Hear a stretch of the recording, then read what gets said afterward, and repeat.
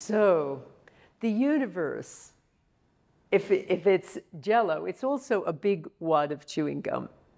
I like to think of it. It is malleable. It's influenceable. It is subject to the power of your thoughts, the power of your intentions. So we're going to be demonstrating that in a moment. But I want to just summarize what we're talking about here. You know, we have that old Newtonian science, the whole idea that things are separate, well-behaved, operating according to fixed laws in time and space. That whole idea has been exploded, and not just yesterday. It was exploded back in the 70s and 80s. I wrote my book, The Field, is essentially a history of extraordinary discoveries in consciousness that happened around the 70s and the 80s. But as they always say in science, science proceeds one funeral at a time.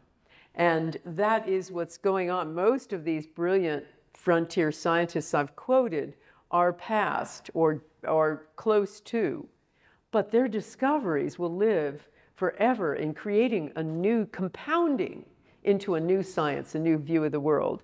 And what they found essentially is a vast network of energy exchange, that we are all energy, that there is a ultimate storage mechanism for all information out there in the field, that our brains are receiving and sending mechanisms and not the repository of information, that higher cognitive function may lie in the field, and everything is connected, everything's affecting everything else. And so what we need to do is learn how to get that Jell-O to set a certain way, how to use our intention to influence.